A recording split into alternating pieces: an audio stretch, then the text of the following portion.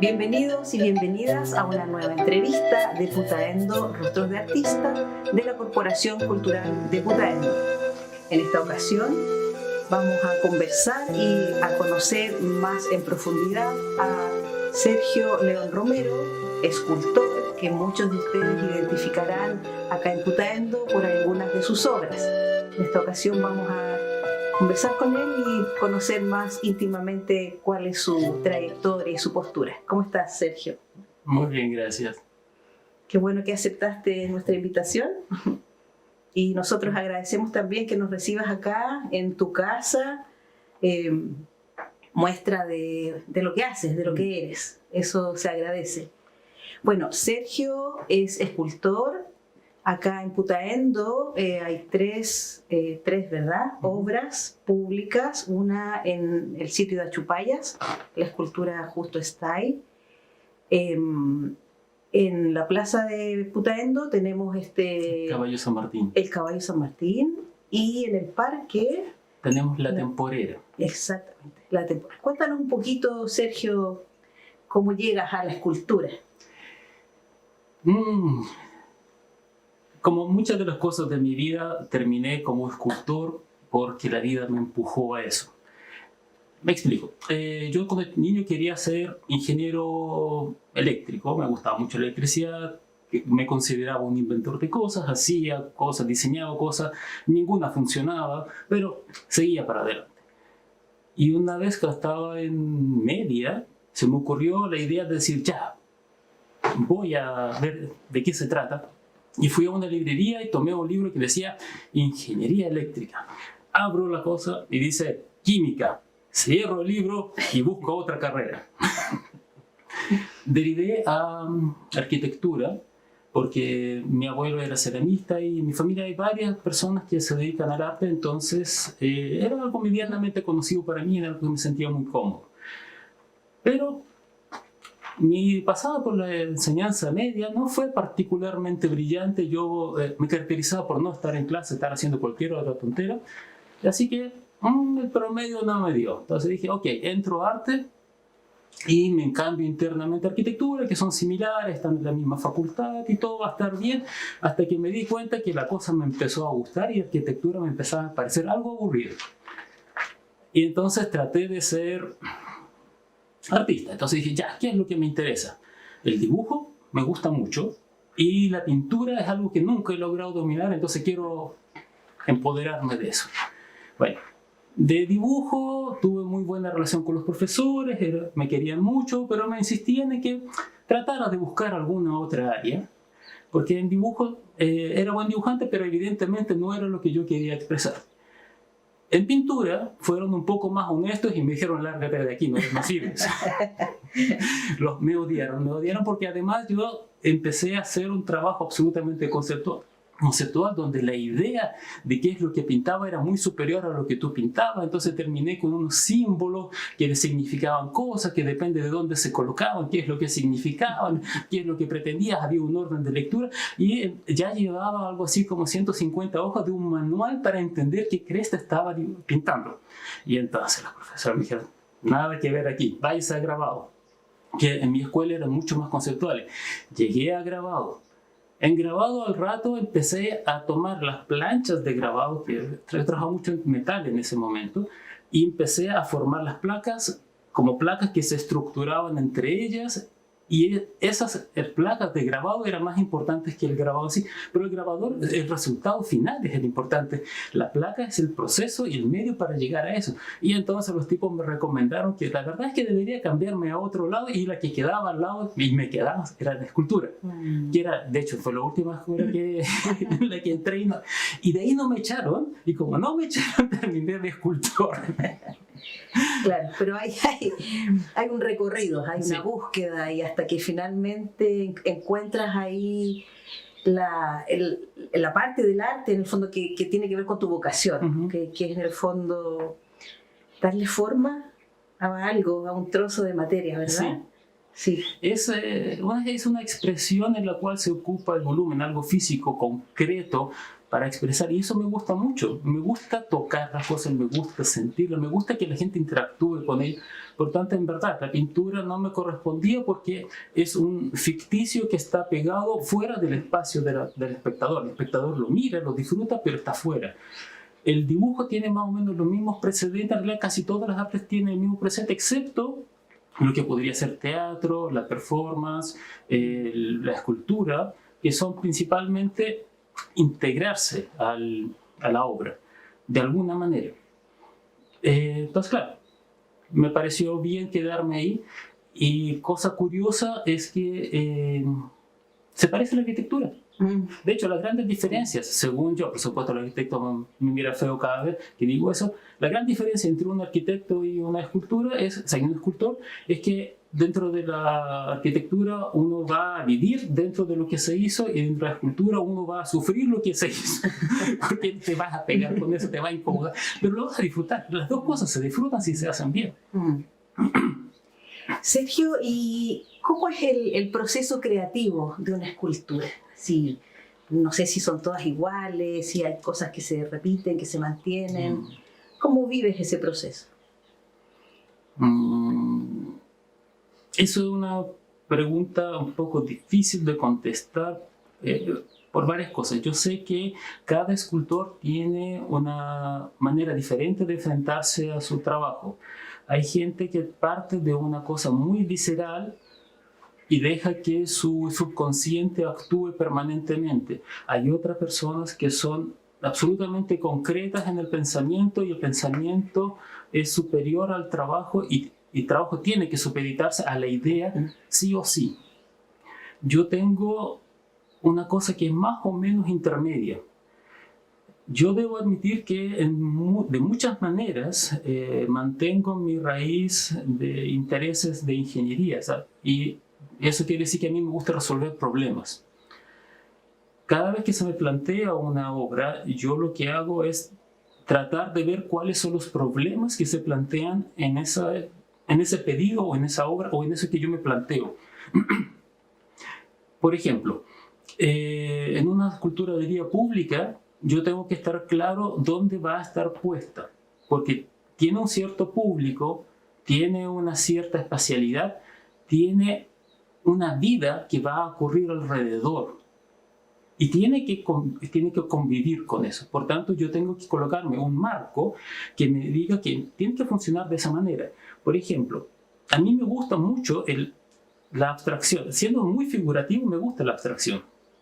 Pero en la obra de vía pública, sobre todo en las que yo he colocado ahora en Putaendo, no puedo ser extremadamente abstracto, porque la gente va a sentir una separación de la obra. Y lo que necesitábamos, y una de las cosas que se planteaban, es que la gente debía acercarse y sentir la propia. Por tanto, yo tengo que abandonar mucho de mi abstracción para volverme totalmente figurativo. Entonces tengo que partir de una raíz más clásica.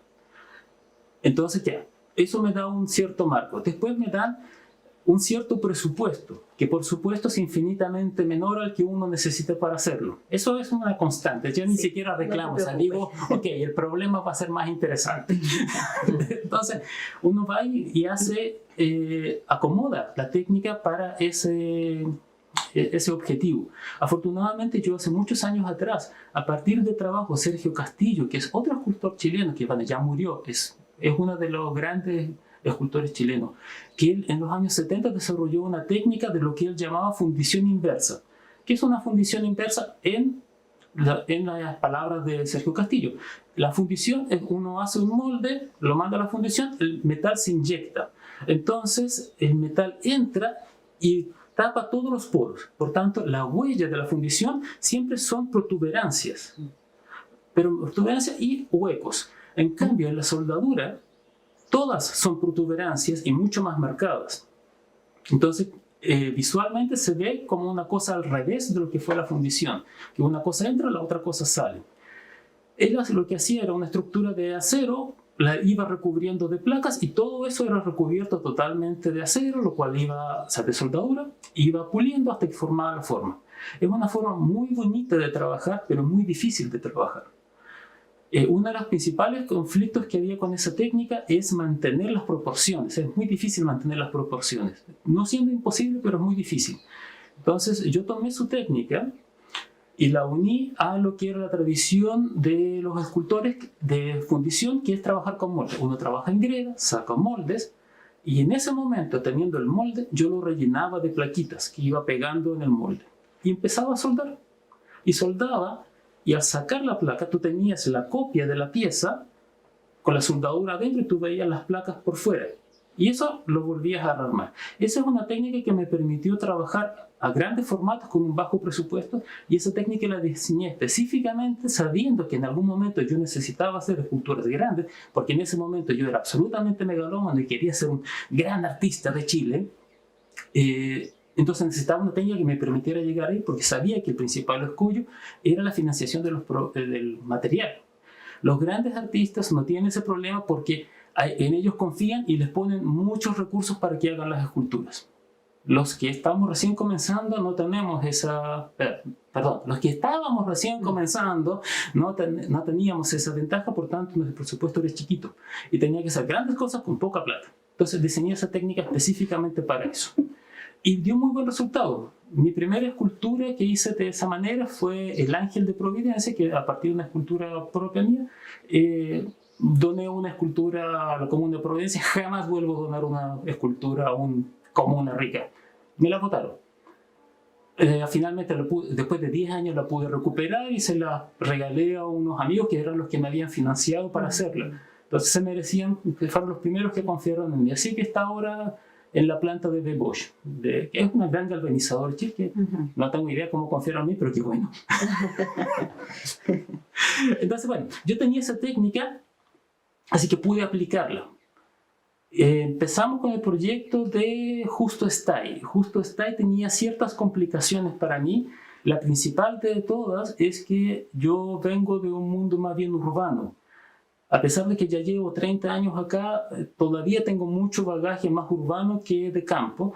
Y cuando me dijeron, sí, bueno, es un arriero que cruza los Andes, ya, ok. Entonces todos mis primeros bocetos fueron con un caballo.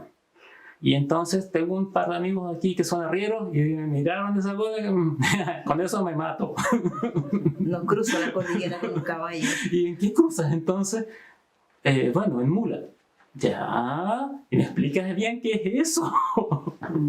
De ahí me lo explicaron, después me explicaron que era una mula, un macho, o sea, el burro ya lo conocía, el caballo también, pero ya son 4 entes que en un mundo rural como este, en Putaendo, que nosotros tenemos una cercanía y cotidianidad con los arrieros y la cordillera, todo el mundo ve cualquiera de estos 4 y dice, eso es tal cosa.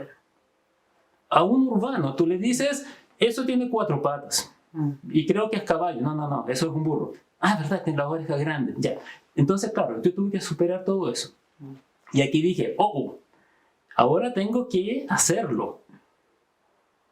Y entonces, claro, practiqué muchísimo para poder llegar a un momento en el cual lo que yo hacía era un macho y no una mula, ni un burro, ni ninguna otra cosa. Entonces, claro, esa parte me costó mucho, y además que como el presupuesto era mucho más bajo del que me pidieron, tuve que hacer varios saltos en el proceso, y ese trabajo lo tuve que hacer en directo. Toda la parte del macho de Justo Stay es un trabajo directo, igual que lo hacía Sergio Castillo, lo cual les encargo que es complicado porque las proporciones, mantenerlas fijas es muy duro. Toda la parte de lo que es Justo Stay, que era ya mucho más acotado el trabajo, ahí hice un trabajo que se hacía con molde. Entonces ahí tuve que modificar mi trabajo para que pudiera funcionar bien. Entonces, claro, estábamos en eso. Bueno, antes de comenzar eso, hubo un tiempo en el cual los recursos no llegaban. Perdón que sea tan ecléctico, pero es que me voy acordando de cosas. Salió la necesidad de la temporera, porque se celebraban los 50 años de la reforma agraria. Entonces me plantearon de qué es lo que se pretendía hacer, y me sirvió para dar un ejemplo de cómo iba a ser la técnica, porque todos habían visto la técnica, sabían cómo iba a funcionar, pero no sabían si era posible hacerla a gran escala, porque ninguna de las personas del municipio había visto mis trabajos grandes que ya habían sido hechos antes.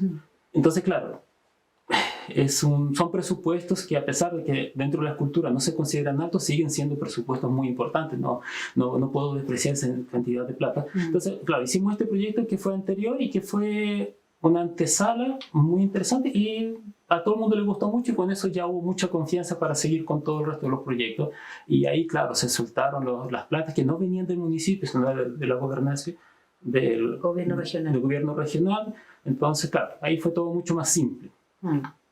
Y después terminaron ahí con el caballo. Y después terminamos con San Martín, porque quedaban deudas pendientes del cruce, de los 200 años del cruce. Y bueno, el caballo de San Martín fue muy bonito porque permitió terminar un ciclo muy interesante, y yo creo que en ese sentido el municipio de Putaendo, la gente que dirigió esto, partiendo por nuestro alcalde que ya murió, fueron muy visionarios. Todas las esculturas importantes de Chile se refieren a grandes personas, a personas ilustres, personas que están por encima de la media. En Chile, en la práctica, no hay monumentos a la persona normal. No existen, porque a nadie le importa. A nadie le importa que los que hicieron las cosas fueron la gente, pero solo reconocen al tipo o la mujer que fue la que tomó la idea. Pero el trabajo lo hicieron las otras personas. Es muy importante el líder, pero sin las personas no es nada. Cuando se hace justo estamos hablando de una persona normal, estamos hablando de personas de pueblo, sin la cual no hubiesen podido cruzar, porque él organiza todos los arrieros, que son el rey, también son del pueblo, para poder cruzar toda esta gente. O sea, San Martín tenía buenas ideas de cómo cruzar. O'Higgins sabía más o menos qué es lo que había que hacer, pero ninguno tenía idea de cómo hacerlo.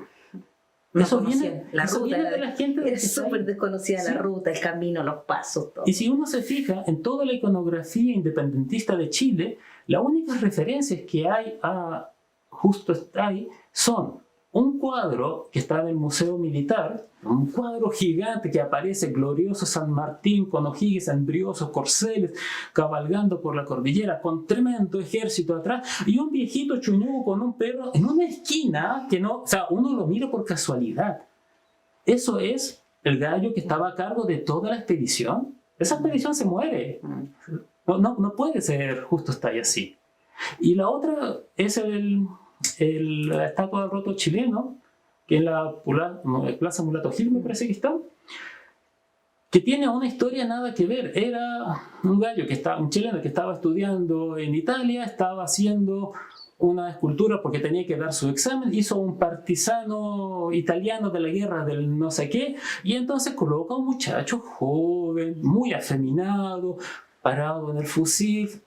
Entonces llega a Chile, sí, ya, ¿a quién se lo encajamos? Justo está ahí, dale. Tampoco es ese personaje afeminado. No es ni el viejito chuñuco ni el afeminado que está por ahí dando vueltas. Es nada que ver a eso. Entonces, claro, uno ve a los arrieros de acá y uno puede extrapolar cómo fue. Entonces yo me basé en la gente de acá, en cómo se vestía, cómo era la iconografía de los cuadros de la época, para ver qué vestimentas tenían. Pero como su contextura tampoco es un Rambo así súper musculoso, porque claro, no te daba para alimentarse. Normalmente era una persona flaca, muy abrigada, con cosas, pero de una rudeza interna, que eso es lo que tratábamos de proyectar en Justo Style. Entonces, claro, el homenaje a la persona común fue lo que más me inspiró en esto. Una persona que, bueno, no es normal, porque es alguien bastante más duro que el normal, pero es de los comunes, es de todos nosotros. Cualquiera de nosotros pudo haber sido en la medida que tuviera la fuerza de voluntad de hacerlo. Después tuvimos la temporera, que es la mujer trabajadora de campo que logra levantar la familia, y es todo un proceso maravilloso, que son las madres y las abuelas de muchos, incluyéndome, porque mis abuelos mi abuela fue también temporera, en su momento, pero claro, de Chillán era.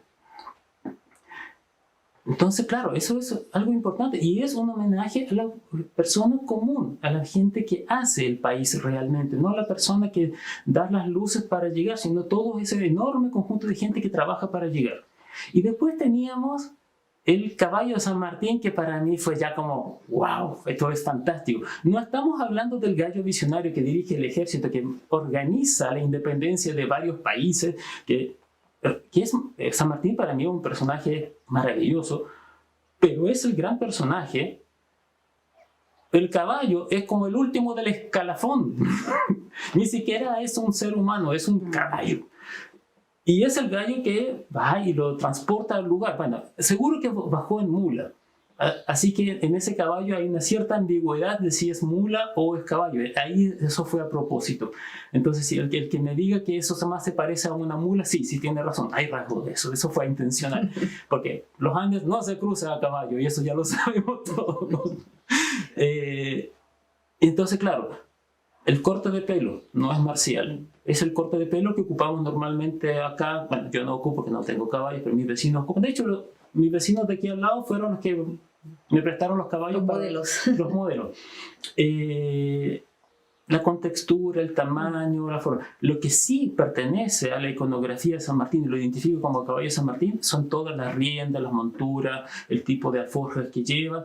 Todas esas cosas sí pertenecen al mundo militar argentino, que pertenece a los granaderos.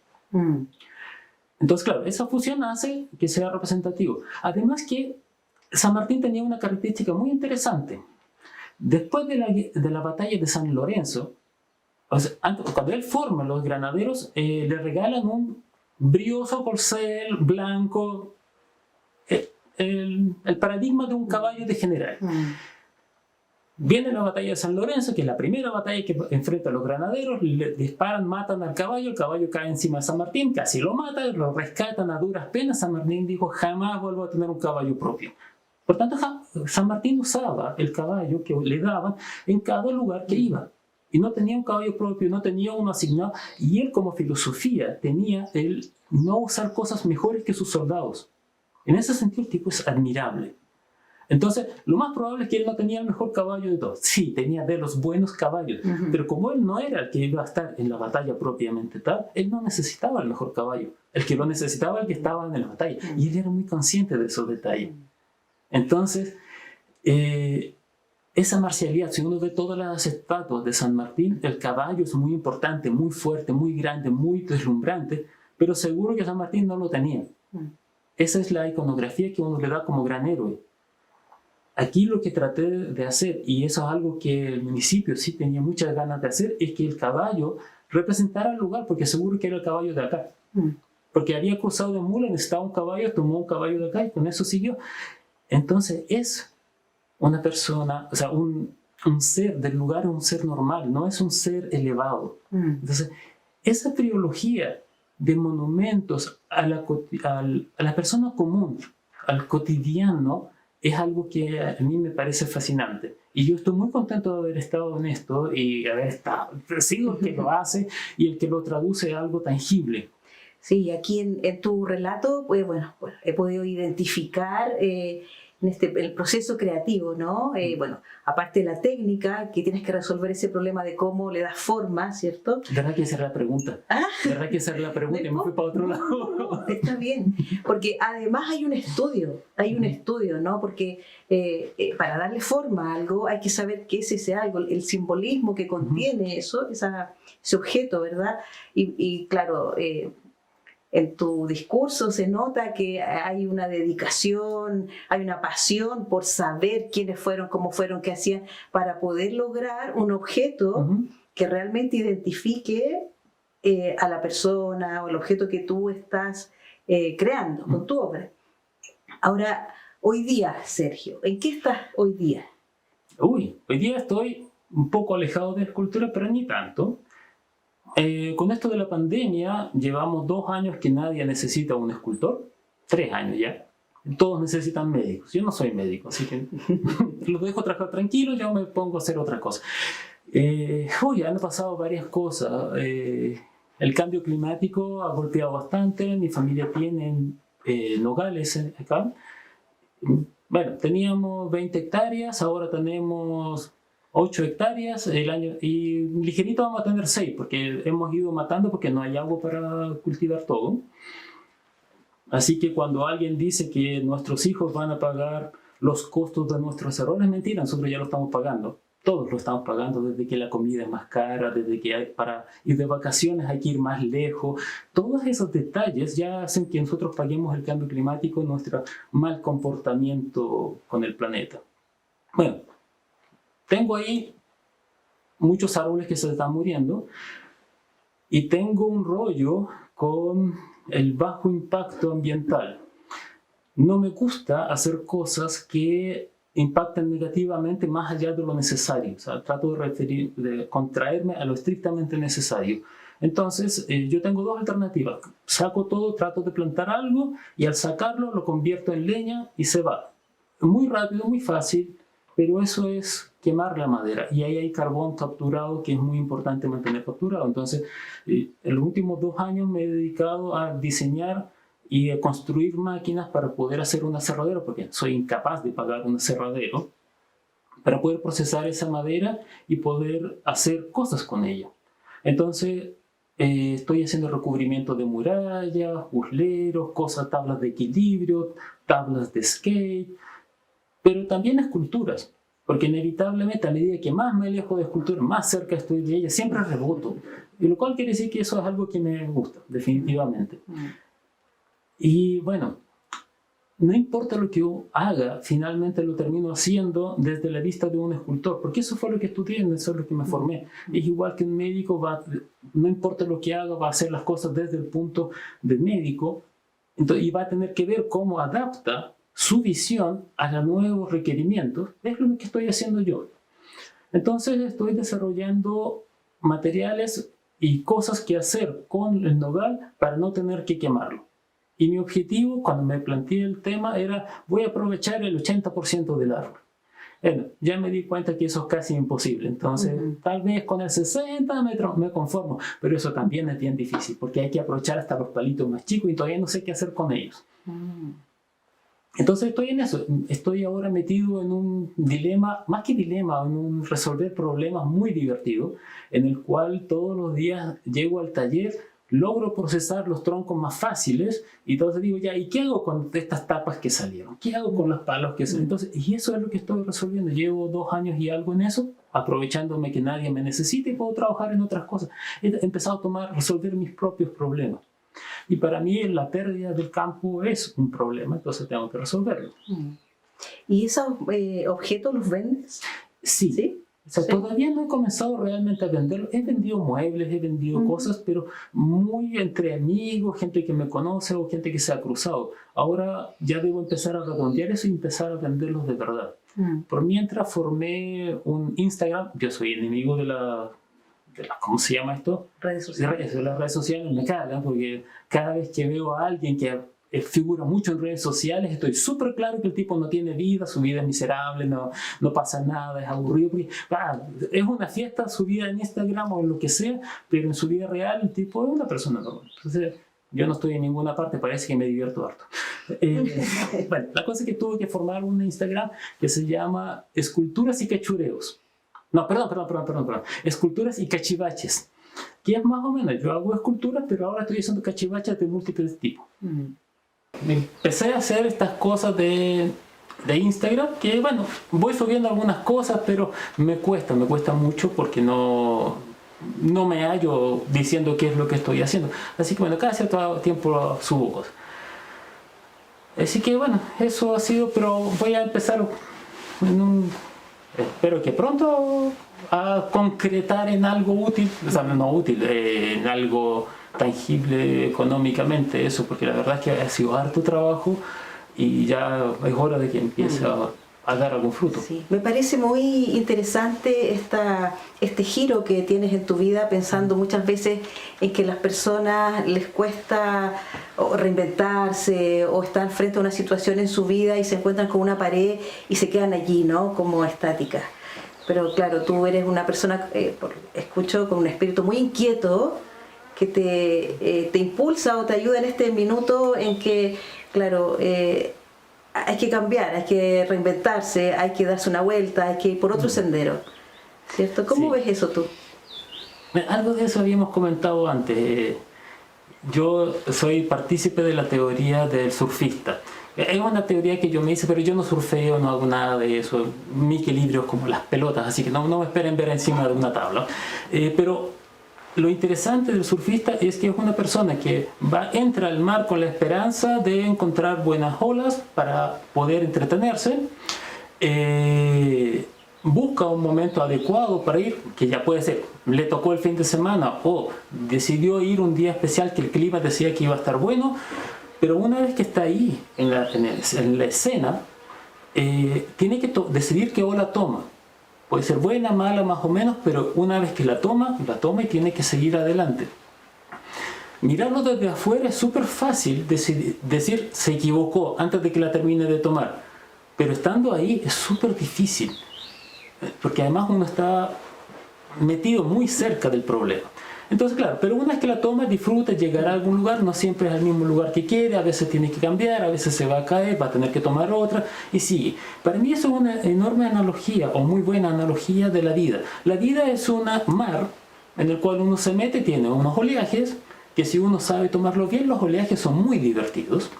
Si no lo sabes tomar, te ahogas. Pero si el mar es quieto y no pasa nada y la vida es súper tranquila y relajada, es el aburrimiento máximo, vas a flotar y no vas a ir a ninguna parte. Por tanto, a mí me molesta mucho cuando no pasa nada. Aunque suene extraño, yo soy tremendamente feliz cuando me ponen obstáculos, porque eso me obliga a reinventarme, a hacer cosas, a decir, ok, ya no puedo hacer eso, ¿qué puedo hacer?